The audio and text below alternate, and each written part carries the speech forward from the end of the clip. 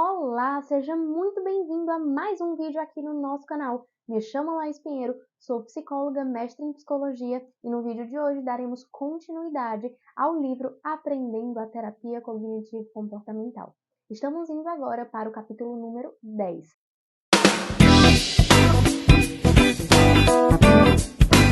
Até então, nós aprendemos a terapia cognitivo-comportamental, princípios básicos da TCC, como aplicá-la com o teu paciente. E no capítulo 10, estaremos agora voltando a nossa atenção para os casos graves. E nós sabemos que casos graves como transtornos alimentares, depressão grave, abuso de substância, esquizofrenia, dentre outros, são realmente adaptáveis. A terapia cognitivo-comportamental é uma perspectiva teórica que vem avançando em evidências científicas que comprovam que a sua utilização é muito bem-vinda nesses casos. Porém, existem uns aspectos que podem ser desenvolvidos com o teu paciente que tem alguns desses transtornos mentais e que, com toda certeza, você vai ter mais avanços se você aprimorar esses outros conceitos na tua terapia com ele. Então, segue aqui comigo e vamos juntos aprender o que mais você pode colocar em prática para ajudar o teu paciente. Bom, como nós sabemos, casos graves merecem a nossa atenção integral. Imagina então que o teu paciente ele tem uma depressão grave, em conjunto ele tem, por exemplo, um transtorno alimentar, um abuso de substância ou outro transtorno ali que merece uma atenção maior.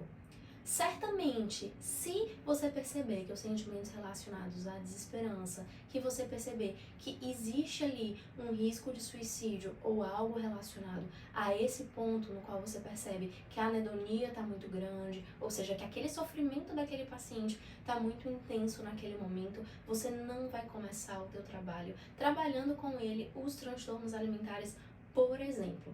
Você vai trabalhar ali aquele risco eminente de vida, você vai trabalhar aqueles aspectos especiais com o teu paciente. Por quê? Porque você precisa estar com o teu paciente vivo e o teu paciente bem naquele momento para o processo de terapia, ele dar continuidade ao processo ali. Então, você vai trabalhar como a terapia comportamental dialética fala, Marshall Linehan fala, né? Nós vamos construir essa vida que vale a pena ser vivida em conjunto ao paciente. Então, nós vamos trabalhar os valores daquele paciente. E trazendo um pouquinho sobre a terapia cognitivo-comportamental, nós traremos ali para aquele paciente uma nova forma de enxergar a realidade. Se porventura ele tem se sentido desesperançoso, ele tem se sentido demasiadamente triste, nós trabalharemos os valores daquela pessoa. Porque nós entendemos que quando nós agimos de acordo com os nossos valores, de acordo com os nossos propósitos, certamente a gente vai construindo ali uma vida que vale a pena ser vivida. Então, inicialmente, nós também vamos trabalhar ali com aquele paciente os motivos pelos quais ele gosta de lutar pela vida, que ele gosta ali de estar vivo, que ele gosta, que faz sentido na trajetória dele, e nós vamos potencializar esses pontos. Potencializar ali o que faz sentido na vida daquela pessoa, para com que todos os dias ele consiga colocar em prática e o sentimento, o entusiasmo dele pela vida vá voltando. Porque imagina, se ele está em um sentimento de desesperança muito grande, no momento em que ele começa a enxergar novas formas de, opa, isso aqui eu gosto, isso aqui eu estou conseguindo colocar em prática, ele vai começando a ter essa alegria em pequenos momentos novamente. Então a gente vai trabalhar realmente esse aspecto do humor do paciente. Para isso nós precisamos fazer ali todo aquele planejamento de sessão com o paciente, analisar todos os aspectos que estão trazendo aquele paciente para a terapia, se porventura ele possui ali um transtorno para além da depressão. Então nós vamos trabalhar inicialmente a depressão crônica e grave com aquele paciente, para com que ele consiga restabelecer o seu humor, restabelecer ali o seu equilíbrio e conseguir trabalhar esses outros aspectos da sua vida. E quando nós falamos sobre pacientes que estão em depressão grave, que estão ali com um sentimento muito de sofrimento naquele momento, certamente seus pensamentos disfuncionais estão extremamente ativados. Então, nós, enquanto terapeutas cognitivo-comportamentais, precisamos trabalhar essa reestruturação cognitiva, trabalhar efetivamente todos aqueles pensamentos disfuncionais do paciente. E como o próprio nome já diz, terapia cognitivo-comportamental, nós estaremos juntamente com a cognição e o comportamento visando essa melhora desse paciente. Então, a partir também de atividades comportamentais, como também o RPD, como atividades nas quais nós podemos propor para o nosso paciente dele fazer, ele vai conseguir colocar em prática esses pontos e nós vamos trabalhar em conjunto os pensamentos e o comportamento. Porque realmente um paciente que ele está deprimido, ele não vai ter vontade de fazer muita coisa, ele vai querer ficar na cama, ele vai querer não ter vontade de fazer muita coisa. Então nós precisamos também ativar esse comportamento, porque a partir do momento também da ativação do comportamento vai gerar outras emoções naquele paciente, coisas, por exemplo, que ele normalmente poderia fazer por ele, que ele gostava de fazer por ele e que atualmente ele não tem colocado tanto em prática, que atualmente está sendo difícil ali de ser posto em prática por aquele paciente. Então nós vamos realmente fortalecer ali a autoestima dele para ele conseguir colocar em prática. No momento em que ele for colocando em prática, ele vai vendo, puxa, estou fazendo algo por mim e tudo. Então a gente vai trabalhar em conjunto a ativação comportamental e conseguir trabalhar esses pensamentos disfuncionais do paciente. Então a terapia cognitivo-comportamental vai ser uma grande ajuda nesse ponto. O mindfulness também é extremamente importante no sentido de trazer a consciência do paciente para o aqui e agora. Trazer ali realmente aquele momento presente para o paciente.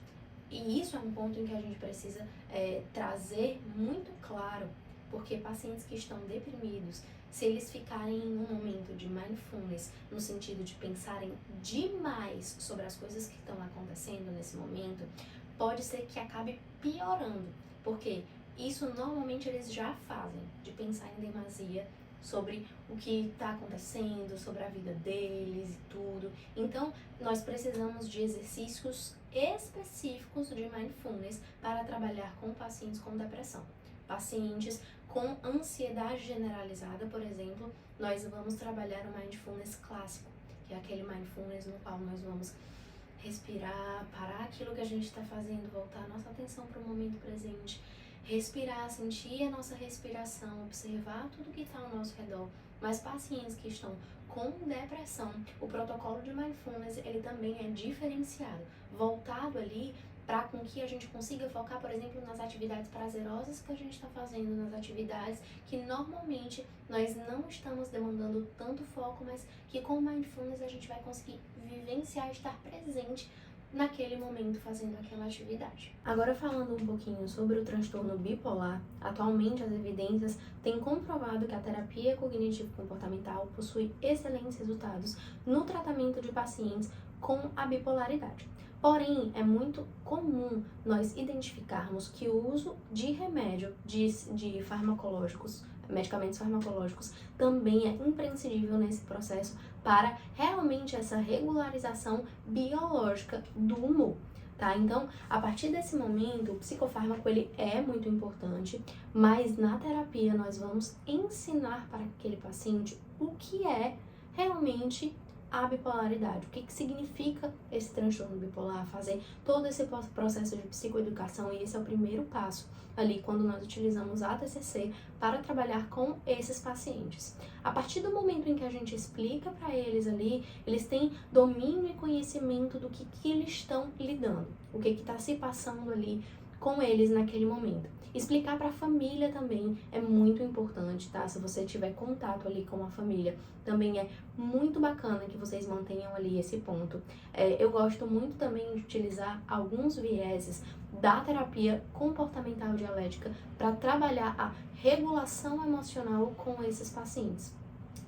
E para isso, utilizando a TCC, nós podemos utilizar também estratégias comportamentais para ajudá-lo ali a lidar com o humor. a lidar com essa variação de humor, realmente, a conseguir estratégias funcionais para lidar com isso. Porque, de fato, esses pacientes possuem estratégias para lidar com o humor deles. Porém, muitas vezes essas estratégias não são funcionais, não são estratégias que fazem bem. Então, eles possuem as estratégias, mas elas não estão adequadas com a vida que eles desejam, né? Então, realmente, nós adequarmos essas estratégias comportamentais para o paciente que tem bipolaridade, certamente vai fazer muita diferença e um bem-estar muito grande para aquele paciente. Outro aspecto que nós precisamos estar atento é realmente o ciclo circadiano daquele paciente. Tem um horário certo para dormir, um horário certo para acordar. A rotina para pacientes bipolares realmente é muito importante e deve ser levada em consideração. Então, você enquanto terapeuta pode ajudar o seu paciente a elaborar uma rotina, elaborar ali um planejamento para sua rotina, caso seja difícil para ele colocar em prática. Então, também para esses pacientes, nós vamos trabalhar para diminuir as distrações do ambiente no horário do sono mesmo, trabalhar os pensamentos intrusivos, realmente a estabilização do humor. Então, todos esses aspectos você pode trabalhar com ele utilizando a terapia cognitivo-comportamental, trabalhando a cognição, ali com os principais pensamentos distorcidos e tudo, e estratégias comportamentais que você pode ir junto a ele e trabalhando diariamente nas suas consultas.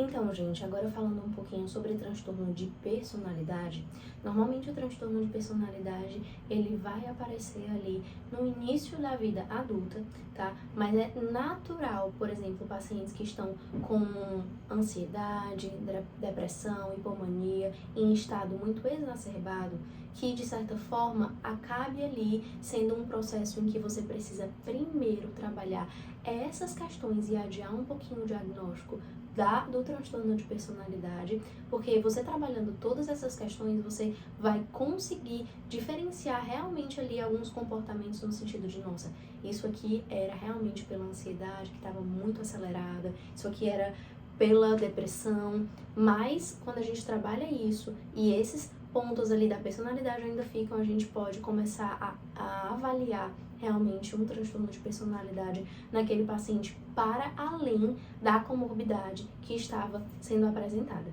Então, a terapia cognitivo-comportamental também vai te ajudar nisso. Por isso que ali eu falei anteriormente que quando os sintomas ali estão muito exacerbados, nós vamos precisar trabalhar inicialmente com aquele estado daquele paciente para trazer ali a sua emoção para o estado basal, para que ele consiga lidar melhor com isso, que ele esteja num momento estável, para com que nós possamos trabalhar esses outros aspectos mais profundos também da personalidade daquele paciente. E aí, gente, surge Jung com a terapia do esquema, que traz 5 domínios extremamente importantes para nós identificarmos os principais esquemas. E para isso, entender um pouco os esquemas é muito importante em pacientes que têm transtorno de personalidade. Por quê? Porque desde o nosso primeiro dia de vida até o dia atual, nós vamos aprendendo como nós devemos agir no mundo. E muitas vezes isso sofre influência do ambiente no qual nós vivemos, as pessoas que a gente já conviveu, a nossa genética, hereditariedade, enfim, todos os aspectos sofrem ali influência para como a gente vai desenvolver a nossa personalidade. E Jung, ele fala que para nós trabalharmos ali pacientes que têm transtorno de personalidade, 2 principais pontos devem ser levados em consideração: as crenças desse paciente e os esquemas, tá? Então, existem 5 domínios que Jung fala sobre os esquemas e que nós devemos levar em consideração quando trabalhamos com esses pacientes. É importante levar em consideração que, normalmente, a terapia com esses pacientes que possuem o diagnóstico de transtorno de personalidade é mais longa, tá? Nós vamos precisar focar ainda mais na relação terapêutica, porque devido ali a alguns desses esquemas, alguns pacientes possuem uma desconfiança muito grande, às vezes chegam a duvidar do tratamento, essa resistência. Então, a relação terapêutica ela precisa ser muito forte nesse ponto. E o terceiro aspecto também que nós devemos levar em consideração é que nós vamos repetidamente trabalhar todos os pontos da terapia cognitivo-comportamental com esses pacientes até nós chegarmos a uma mudança efetiva de comportamento. E como eu já falei para vocês aqui algumas vezes, a terapia dialética, a comportamental dialética, é extremamente importante para nós trabalharmos com esse paciente. Nós vamos efetivamente trabalhar com todos os aspectos de regulação emocional, de esquiva experiencial. Então, existem muitos pontos ali que a comportamental dialética vai te ajudar a trabalhar com esses pacientes. Então, quando a gente fala sobre transtorno de personalidade, uma grande aliada que vai te ajudar nesse tratamento é a DBT. Quando nós falamos agora sobre transtornos alimentares, como eu também já falei para vocês, nós vamos primeiro trabalhar questões relacionadas a se tiver depressão, se tiver uma ansiedade muito forte, para depois nós trabalharmos o protocolo para transtornos alimentares, certo? Nós não vamos começar trabalhando logo com os transtornos alimentares, até porque esses primeiros podem ser fatores mantenedores do transtorno alimentar. E aí, algo muito comum de acontecer ali, por exemplo, com pacientes que têm transtornos alimentares, é essa desregulação emocional. E nós precisamos identificar se o teu paciente ele vai chegar até a terapia apenas com transtorno alimentar ou se ele vai chegar com transtorno alimentar e desregulação emocional. E como é que a gente vai saber a diferença desses dois pontos? O primeiro deles, imagina um paciente que tem bulimia nervosa, tá? Então, esse paciente, ele vomita sempre que ele come ali alguma coisa, por exemplo. Um paciente que tem bulimia apenas, ele vai comer uma quantidade exagerada de alimentos e o vômito ele vai ter ali como um objetivo essa purgação de se sentir aliviado ou de não engordar ou realmente ali aspectos relacionados ao corpo e à alimentação. Pacientes que têm transtornos alimentares e desregulação emocional, eles vão vomitar para regular as suas emoções. Imagina só, por exemplo, que um paciente ele briga com a mãe, ele briga ali com alguém, e aí aquela briga vai gerar nele um descontrole emocional e ele vai precisar vomitar ali naquele momento. O vômito ele não está sendo ali única e exclusivamente pela alimentação em si, tá? Você consegue perceber? Mas ele vai vomitar para conseguir aliviar ali a tensão daquela briga com aquela pessoa. E aí, gente, sobre esse ponto é muito importante a gente ficar bem atento, porque o vômito aqui, ele vai ter esse papel de regular as emoções. Então, ele pode vomitar uma vez, pode vomitar 2 vezes, pode vomitar 3, ele pode vomitar até ele perceber que ele conseguiu regular as emoções. Então, você percebe que se um paciente ele chegar até você querendo trabalhar, por exemplo, o transtorno alimentar em si, você vai precisar também identificar se ele possui apenas um transtorno alimentar ou se ele possui uma desregulação emocional, porque ali o vômito ele não vai ter única e exclusivamente a função de emagrecer ou a função de não engordar com o que ele comeu, mas de regular as emoções. Então, para isso a gente também vai precisar primeiro trabalhar esses aspectos para depois trabalhar propriamente o transtorno alimentar, porque nós já trabalhando ali a regulação emocional do paciente, nós vamos estar assim trabalhando muito o próprio transtorno alimentar, tá? Então, por isso que a terapia comportamental dialética também para os transtornos alimentares é uma excelente alternativa, certo? Então, gente, como vocês viram no vídeo de hoje, nós falamos sobre o grande guarda-chuva, que é a terapia cognitivo-comportamental, e falamos dos fragmentos, como a terapia comportamental dialética, a terapia do esquema, que fazem parte dessa grande onda da TCC, mas que estão ali para nos ajudar e nos auxiliar em casos mais graves, em casos ali com comorbidades. Então, quando você perceber que a terapia cognitivo-comportamental ainda está faltando ali alguma coisa, certamente, se você for estudar um pouquinho sobre a terapia do esquema e a terapia comportamental dialética, você vai ter ali o combo perfeito para te ajudar e te auxiliar nesses pacientes graves ou crônicos. Espero que tu tenhas gostado desse capítulo 10. Fiquei muito feliz de falar aqui com vocês um pouquinho sobre isso e eu te espero no próximo vídeo. Um beijo bem grande, até a próxima!